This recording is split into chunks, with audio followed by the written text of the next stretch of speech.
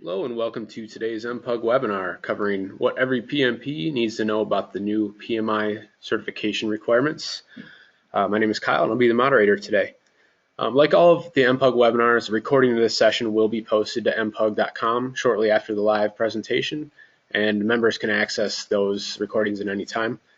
All the sessions you watch on demand can be submitted to your MPUG webinar history, and live sessions you attend are automatically submitted. Within the history, you can now print and download your MPUG training transcript and certificates of completion for each session that you complete. Access your history by logging into mpug.com, click on the My Account button, and then click on the webinar reports link. If you have any questions during the session today, if you had any before or any that come up during the session, please send those over to me at any time using the chat or question function on the GoToWebinar control panel. This presentation should be fairly brief, so we should have plenty of time to answer those questions for you as they come in. Okay, let's go ahead and get started with today's session. We're very happy to welcome Simona Falavatita from PMI. Simona joined PMI in 2012 and serves as product manager within the certification department. In this role, she oversees the planning, marketing, and overall lifecycle maintenance of the PMI certification and CCR program within PMI's suite of certification products.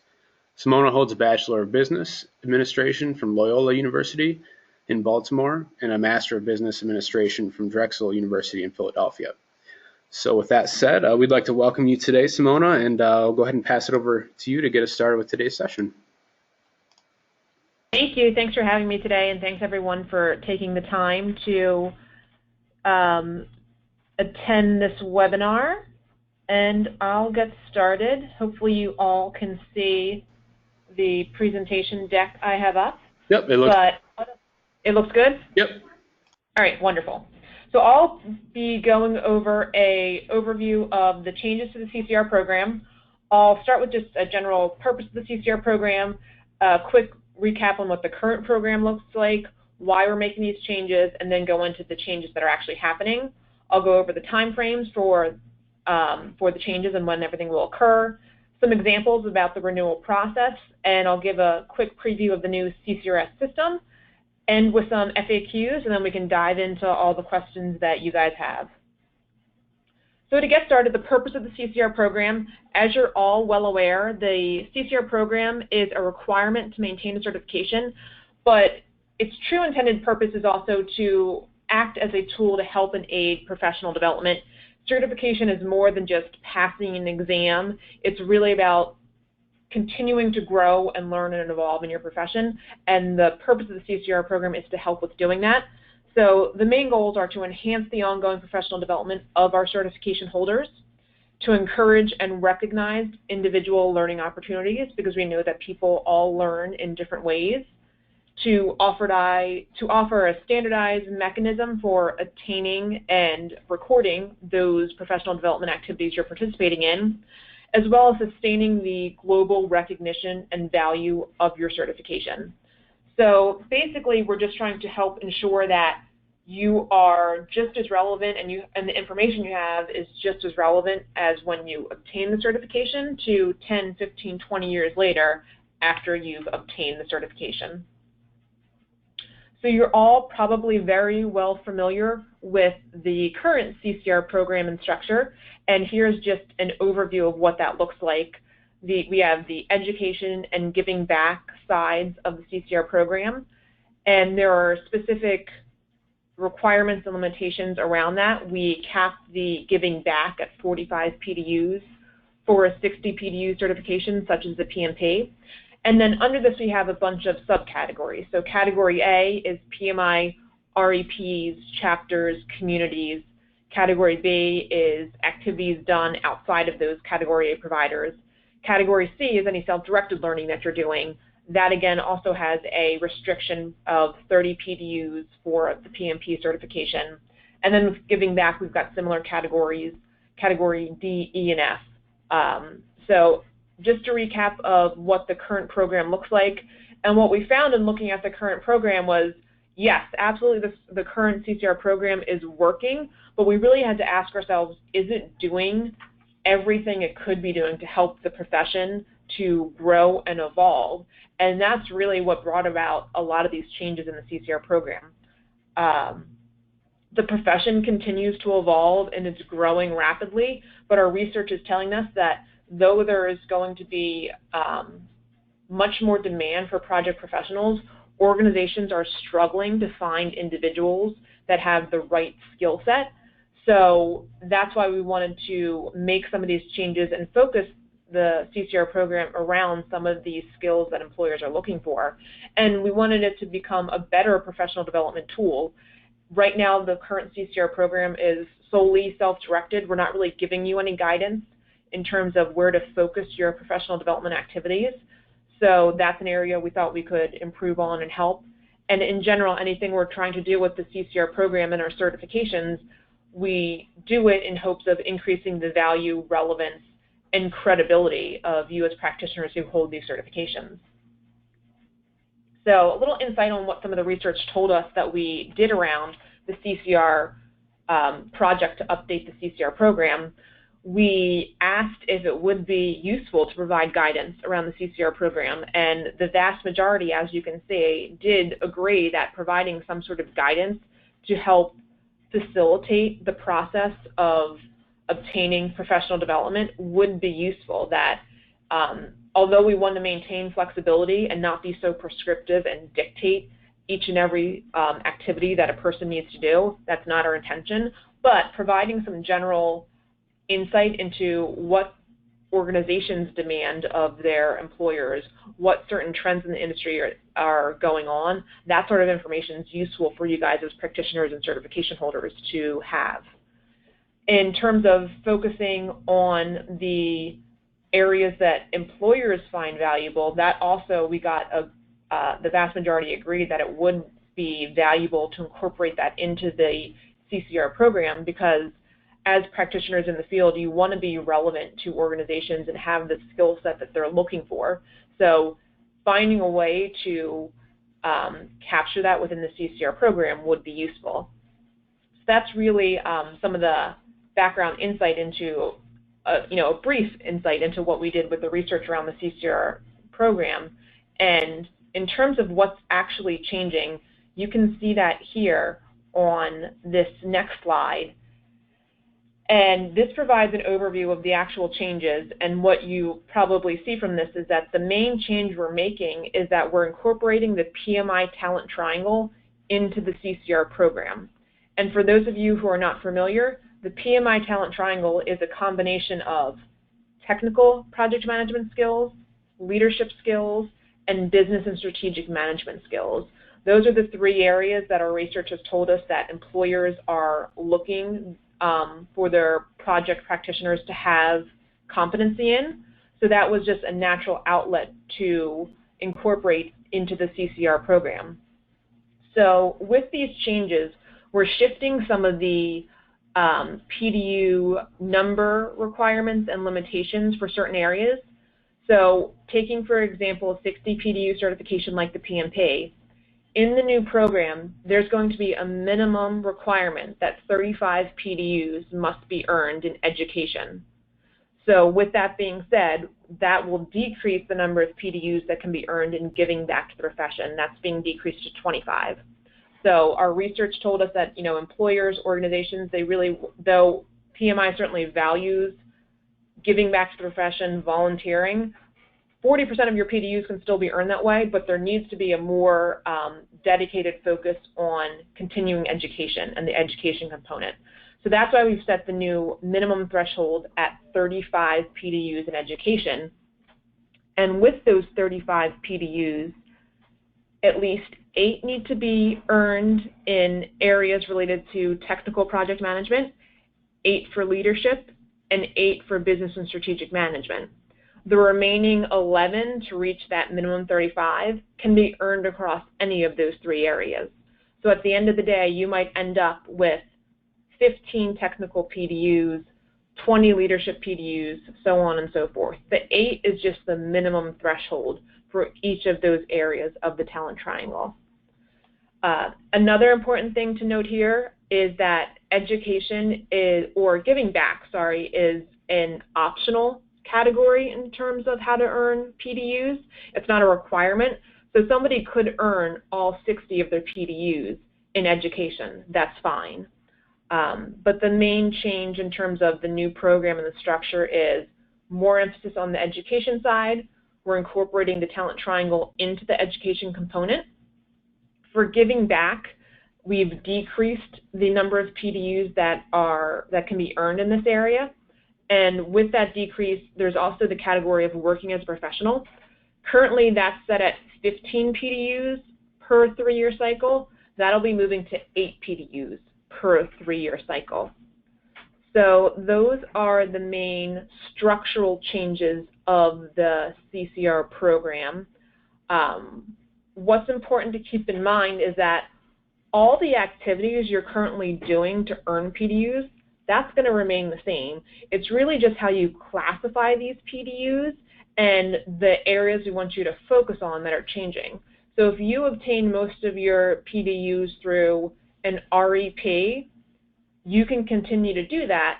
It's just that we want you to be focused on earning PDUs and focusing your professional development on technical project management skills, leadership skills, business and strategic management skills. Overall, I think it's actually going to open up the opportunity for things that are PDU eligible.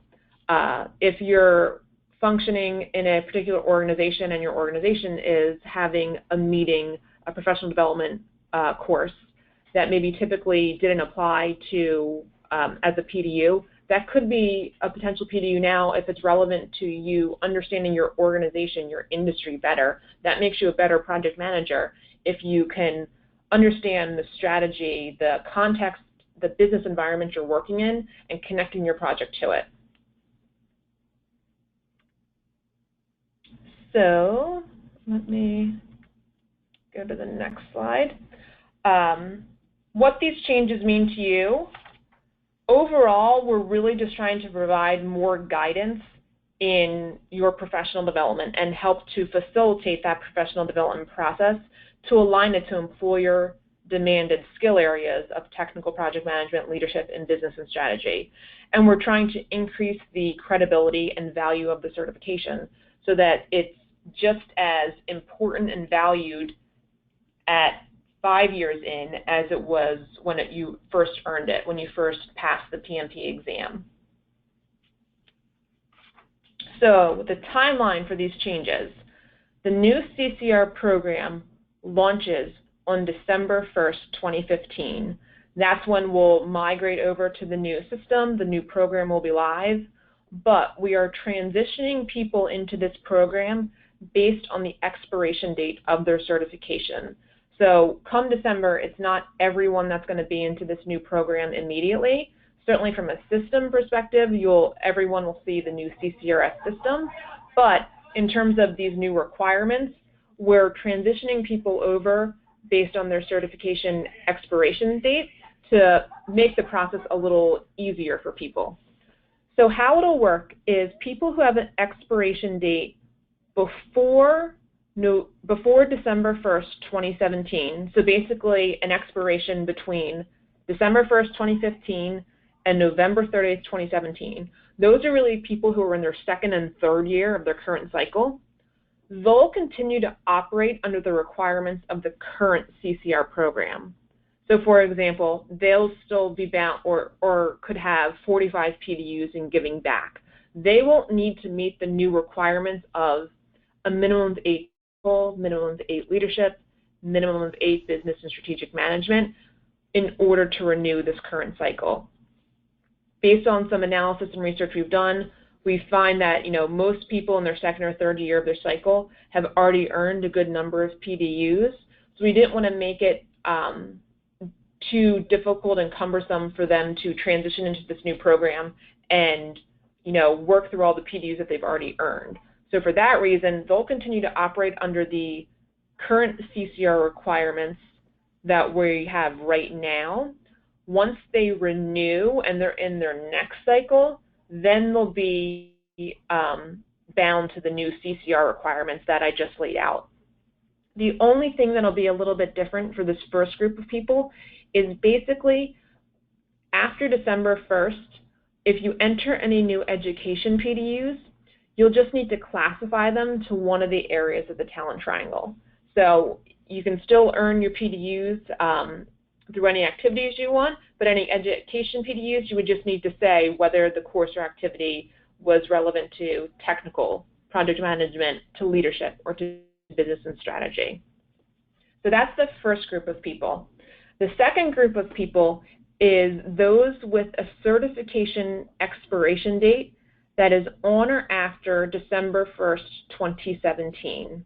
This group is those who are really in the first year of their certification cycle, and the vast majority of these people, our analysis has found that they most haven't earned PDUs or haven't earned many, so it's easier to transition them into these new rules and requirements.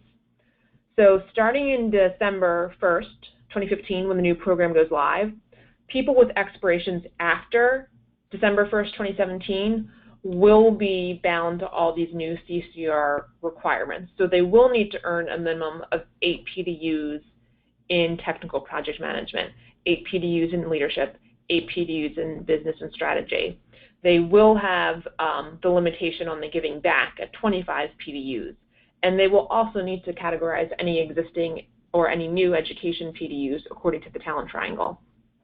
So that was the best way we had to transition people into this new process.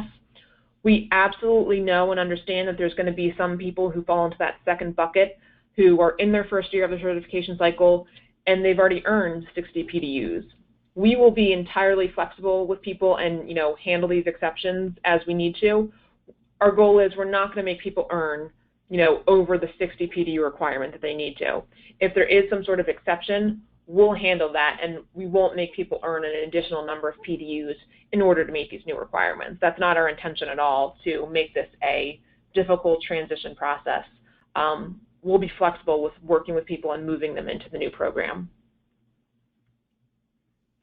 So here are just a few examples of somebody renewing their certification and how it would transition into the new program.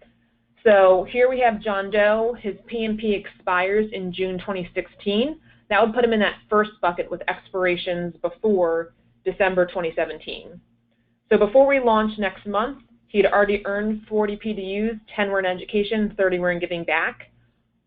Come December, when the new system launches, all those 40 PDUs that he had already earned will still be there. It'll still be moved over into the new program. He'll still have 40 PDUs. What he'll need to do, though, is with those additional 20 PDUs, he'll just need to classify any new education PDUs according to the talent triangle. He's still operating under the current CCR program requirements, so the fact that he has over the 25 max for giving back to the profession already, that's fine. He's still under the old rules. After he renews this current cycle, he'll be under the new program, CCR program requirements in his next cycle. So here's a second example. Jane Smith, she has her PGMP and it expires in January 2018.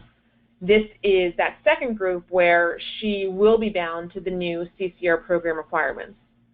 She had already earned 10 PDUs prior to the launch of this new CCR program on December 1st. Those 10 PDUs are going to transition over to the new program, so come December 1st, she'll still have 10 PDUs in this current cycle.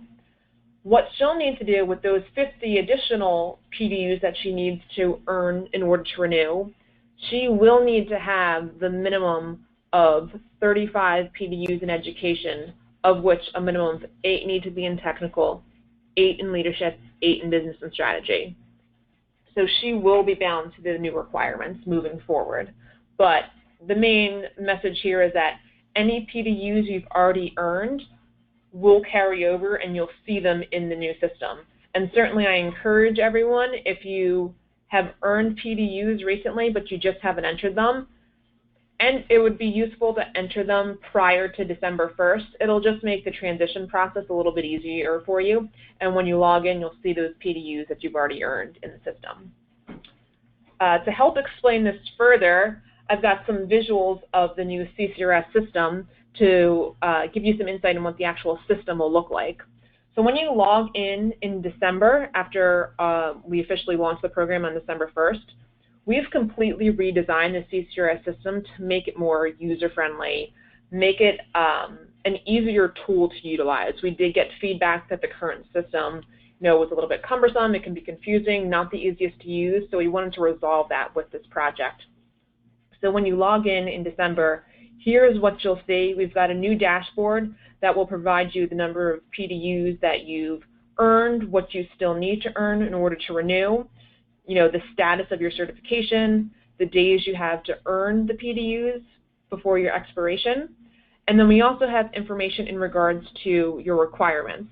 So we'll lay out your technical, leadership, and strategic and management PDUs, as well as your giving back. Right now, we're working with REPs, with chapters internally at PMI, so all the Category A providers, we're working to align activities to the Talent Triangle, so that if you took a course last month from an REP and earned 15 PDUs, right now they just appear as 15 PDUs you earned, but when you log in December after this program went live, you'll see those 15 PDUs you earned, but the REP will have gone in and designated which area of the Talent Triangle it aligns to, so that you'll already have PDUs most likely in the areas of the Talent Triangle when you log in December. Any PDUs you've earned, for example, through self-directed learning, we'll have another bucket here. It's not showing right now, but there will be another bucket, and it'll just be a general education bucket. So this is where all your Category B and Category C, the self-directed learning claims, will go. And you as a certification holder will have the ability to pull back that claim, align it to the Talent Triangle, and resubmit it should you need to. So there will be an opportunity to align any PDUs you've earned through Category B and Category C yourself, so that they'll count towards the new CCR requirements.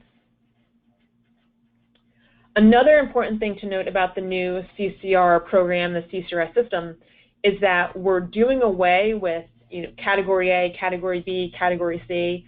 The feedback we got was that it could be a little confusing for certification holders to figure out where their PDUs fell when trying to submit them. So there's really just going to be two main buckets, education or giving back. And then when you go to enter your PDU claims, you really just pick which activity you did. Did you take a course or training? Did you read a project management book? Did you watch a webinar? If you did giving back, did you volunteer? Did you give a presentation? You would just click the actual activity you did. It's a little bit more intuitive. And then you would see a screen similar to this, where it has much of the same information that you currently see when you're reporting your PDUs. So what the activity was, who the provider was, a description of the activity, the start and end dates. And then there's this new section here that allows you to align the activity, the professional development activity, to one of the areas or multiple areas of the Talent Triangle. So if you went to an REP course, this section would already be filled out for you. But if, for example, you read a book that was relevant to project management, when you entered the PDU, you would be able to fill this out and say the number of PDUs that went to technical or leadership or strategic. Another thing to keep in mind with this is that the activities you do, you don't need to just put them in one area of the triangle. You're not, it's not required that it can only fit one area. If you take a course and it was 3 hours long and 2 hours were spent on technical topics and 1 hour was spent on the leadership topic, you could put 2 PDUs towards technical and 1 PDU towards leadership. So you can split it up amongst the 3 areas of the Talent Triangle based on what the actual content was that was covered. So there's no requirement that it can only be in one area or that it needs to be in all 3. Anything you do, you would just divide up the PDUs based on what was actually covered and where it falls. Another thing we wanted to inform you all of is that the new CCR system, CCRs, has been designed in a responsive manner. So if you're pulling up the CCR system on your phone, on your tablet, it'll format correctly, so you don't need to, expand and open and close the windows to see everything. It's designed in a responsive way, so it'll make it a little bit easier for you guys if you're reporting PDUs on the go or doing things outside of being on a desktop computer. So just one or two more slides here, and then we can open it up to questions. Here are some of the questions that we've received quite frequently, so I'll just roll through these.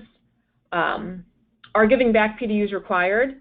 I mentioned this before, but no. Giving back PDUs are not required. It's an entirely optional way to earn PDUs, but somebody could earn all 60 of the PDUs through education. That's fine.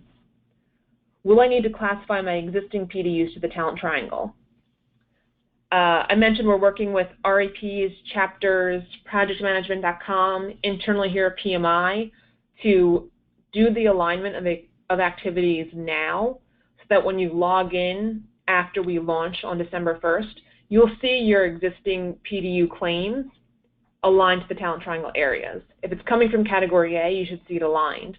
If it was a Category B or a Category C claim, we'll have a process where you can do that alignment yourself. For the giving back, you don't need to worry about aligning PDUs to the Talent Triangle. It's only for the education PDUs that you need to align it to the Talent Triangle. How will working as a professional PDUs be claimed now? So currently, certification holders can claim 15 PDUs for working as a professional in their 3-year cycle, and we have it set up so that you can claim a certain number of PDUs each year of that 3-year cycle if you'd like. Moving forward, to simplify it, we have decreased the number just because we increased the number of education PDUs that are going to be required, but moving forward, you can claim 8 PDUs, up to 8 PDUs for working as a professional, and you'll just claim that once in your 3-year cycle. So we're not going to require that you split it out among the 3 years. Just at one point during that 3-year cycle, claim the working as a professional PDUs if you choose to do that. What if I'm in the first year of my cycle and I've already earned PDUs? We will be flexible with people if they have already, for example, they're in their first year and they've earned 45 PDUs in giving back, but the new requirement is that they can only earn a max of 25. We're not going to take those PDUs away. We'll still transition and move all those PDUs over, and we'll, treat those sorts of situations on an exception basis. People who fall into that sort of situation where they've already earned a good number of PDUs, maybe they've already exceeded one of the new requirements before December, they'll just need to contact our customer care department when they're getting ready to renew their certification, because we'll have to do some manual work on the back end to allow you to renew and push you to a status where you can renew. So we will be flexible with working with people, especially those who are in their first year and will be bound to the new CCR program requirements. We want to make it as easy of a transition as possible. So don't worry about, losing PDUs in the process. Everything you've already earned before December 1st will still count, and you'll see it when you log in after December 1st. But what our research has found is that most people in their first year haven't earned PDUs typically, or haven't earned very many of them. Another FAQ, or another question I often get from people, it's not listed out here, is what's going to happen with the transferable PDUs and PDUs that roll over to your next cycle?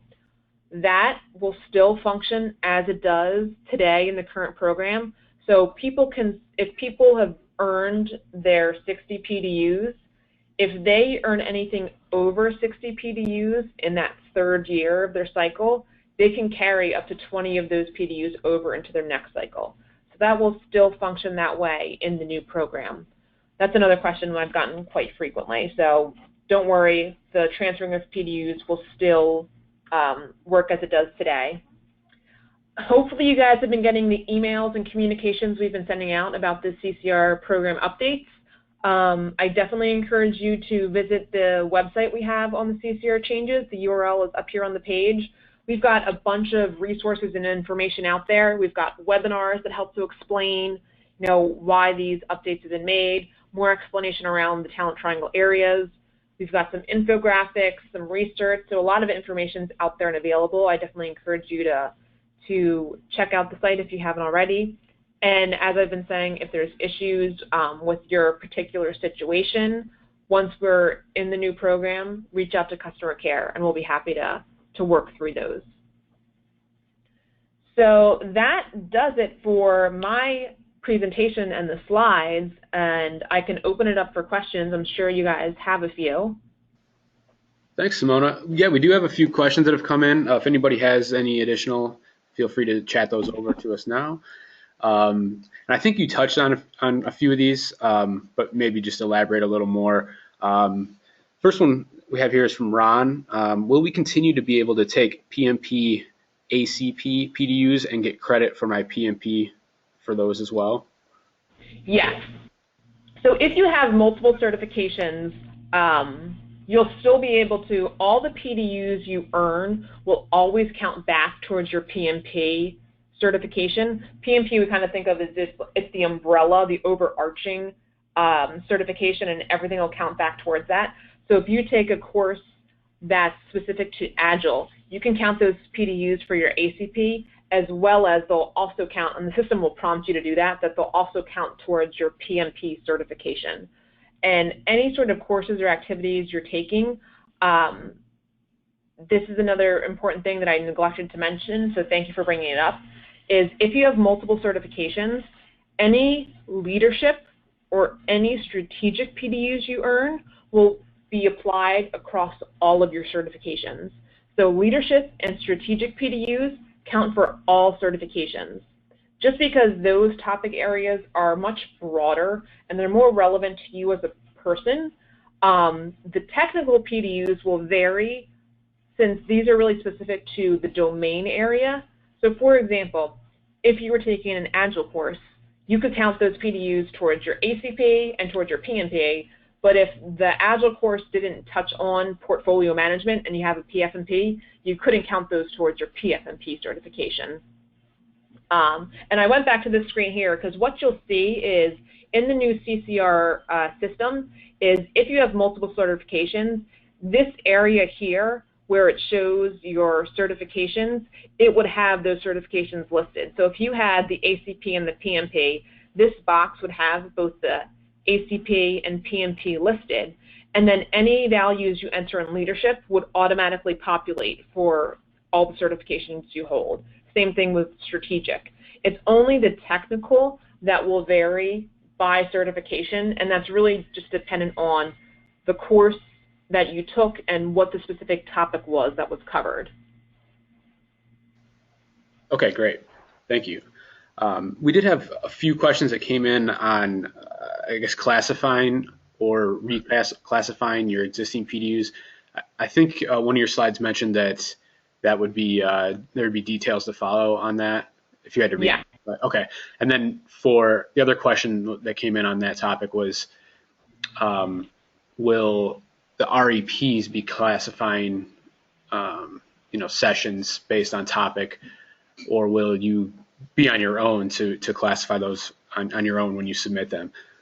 I think that would apply to not only webinars, but books you read and things like that as well. Yeah, so what's happening is if you're obtaining PDUs through an REP or from PMI, we'll designate the alignment of those PDUs. So I'm sure you'll start seeing more and more once we get to December and after, is that the REPs, PMI, people start promoting their activities and how it relates to the talent triangle. So if there is a webinar PMI is putting on, and most likely in the promotion will say, this will be 5 PDUs towards leadership. I'm sure you can expect to see similar things from REPs, from chapters, just because with these being the new requirements, certification holders will want to know how they align. So if it's coming from an REP, a chapter, PMI, one of the pre-approved providers, the alignment will be done for you.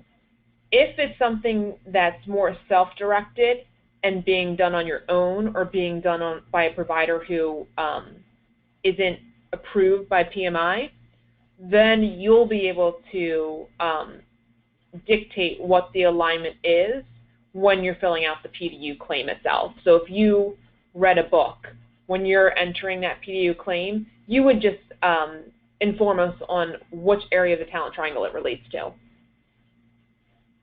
Okay, perfect. That makes sense. Next question we had was kind of a scenario here. They facilitate a PM community meeting for their company. The first 30 minutes of the meeting is a PMO update, and the remaining 30 minutes is training on Microsoft project. And they're curious, does that mean that half a PDU would go towards strategic and then or leadership, and the other one would go towards technical? Sure, they can absolutely split it out that way. If they think, you know, half of it, the portion on Microsoft project, more technical in nature, so certainly a PDU can go there. If that beginning portion that's updating people on the PMO and their organization, and it's providing, you know, a value add to the certification holders in better understanding, you know, their industry, their organization, what's happening, certainly you can count a PDU for that. Okay, great. I think that pretty much wraps it up. We did have one question. It may not be the right time or place for this one, but someone also mentioned about the PMP exam that's changing next year, and if there was any info on that or places they could find, you know, what they should know about that. Sure. So the PMP exam is changing next year. It'll be after January 11th. We'll be under the new version of the PMP exam. So let me actually bring it up. We've got a website as well dedicated to the changes we're making.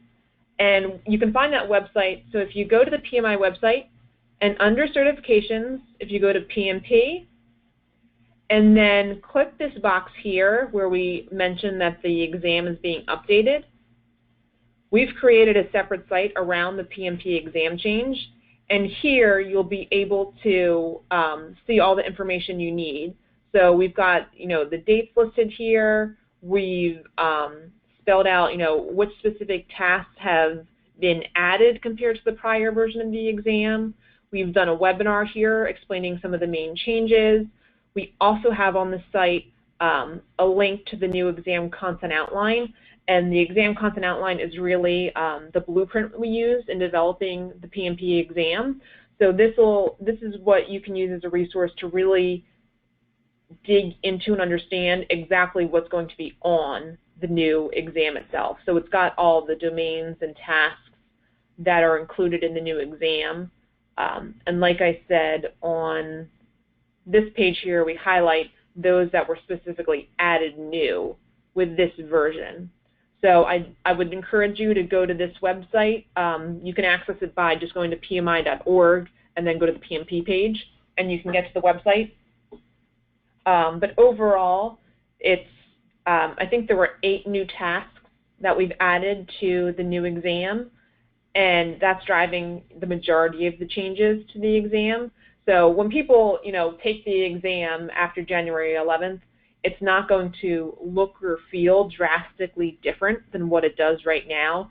It's really, we're just incorporating different topic areas now that have come up as something that project professionals need or project managers are doing in their role. So I know one of the new topics that was added was around benefits analysis during the initiation of a project. So they'll start to see questions around benefits analysis. So things like that will be changing, but it's not gonna, when somebody taking the exam in March of next year, it's not going to be a whole-scale, totally different, you know, essay-based question come March. It'll still look and feel the same. We're just incorporating different topic areas that have been included based on the research we've done around how the role has changed. Okay, great. Thanks for touching on that. I appreciate that. No problem. One more question. Actually, 2 more. The next one is, did the increments of PDUs change at all? At the minimum, I believe, was 1, and then did the increments above that change at all for earning PDUs? No, the increments have not changed. So you can still earn or report PDUs. The smallest increment is 0.25 that you can report. So if you attended for example, a lot of our events that we do at our Congress sessions, they're an hour and 15 minutes. So people earn 1.25 PDUs. So you can still break down a PDU into smaller increments. And when you're reporting those PDUs, similar to the question earlier, you can break that up among the various areas of the talent triangle. So if a particular activity covered technical and leadership, you can split it among the two, or based on the proportion that was allocated to each area.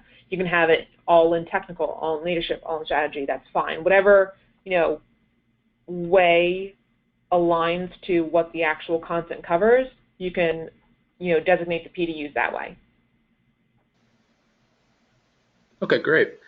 And I think the last question we have is, I had a few people ask about the if the presentation slides will be available, or maybe where someone could find this information on PMI.org.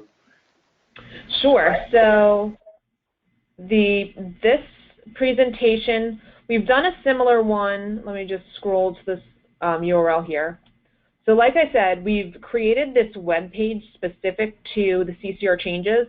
We've got a bunch of information out here. So we've got, practitioner videos. We've got some details, infographics that explain some of the changes, more explanation around the talent triangle.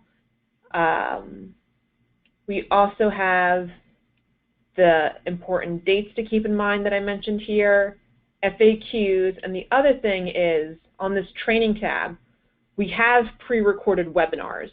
So we've got a webinar about what are the CCR updates. Some of the slides you saw today, the majority of the slides you saw today, are in this pre-recorded webinar here. We also have one that provides more detail and explanation around the talent triangle. That webinar is also here. And then we also created a webinar that previews the new CCRS. You guys got a couple screenshots, but this one has a little bit more detail on it. So we've got some of those webinars out there as well. Certainly, if you need to, I can provide the actual slide deck to MPUG that you guys can post somewhere and use. That's fine. Okay, great. Yeah, and we'll also be sending out a link. We're recording this session, so anybody that needs to go back and review or wants to share with colleagues or anyone else, the recording of this session will be available to you as well. Great, thank you for that. No problem. I think that wraps it up. I'm not sure if you had any other comments to close out. Yeah, thank you all for your time, and again, patience as we've been working into transitioning into this new program and supporting us through that. Hopefully you guys you feel a little bit more comfortable with the changes after hearing some of these comments. We want to make it as easy of a process as possible, and our goal is, not to now make CCR something difficult. We're really just trying to do this to enhance your professional development. And like I said, I think it'll really open up some of the areas that are PDU eligible that maybe weren't previously, more focused on leadership, more focused on the business and strategy side. So hopefully most of you will find this as beneficial. And I think once people can actually get into the system in December, it's always easier to understand some things when you can look and play around with it yourself. So hopefully that'll also make things easier once we launch in December, that it'll help ease anyone's concerns or questions. Thanks, Simona. Yeah, we're very happy that you could take the time to present this to the MPUG crowd, and we're all very appreciative, and this has definitely probably cleared up a lot of questions that people had as well. So thanks again for the great session. And just to repeat, if anybody did miss any of it or would like to go back and review anything or share with your colleagues, we will send out an email in a few hours with a recording to the session on mpug.com. And members and non-members alike will have access to this session on our website. Go to the next slide here. Just a heads up for anyone that is not a member or anyone that is and will be looking to get PDUs in the future. MPUG does provide training sessions on Microsoft Project that would fall into the technical category. We'll also be focusing on the other two talent triangle categories as well, strategic and leadership, so that we can still be the place to get your PDUs. And just a heads up on our upcoming sessions. On November 24th, we have an event with Prasanna Adavi covering the recently added Project Online and Project Server 2016 resource engagements features. On December 2nd, scheduling expert Ed Killingsworth will be addressing your scheduling pains, issues, and questions. So be sure to send us over those questions and issues you have, and we'll get those answered for you and demoed live during that webinar. Both sessions are open now for registration on mpug.com. That wraps up today's session. So thanks again, Simona, and thanks to everyone out there that joined us live. So we'll see you back next time. Thanks. Thank you.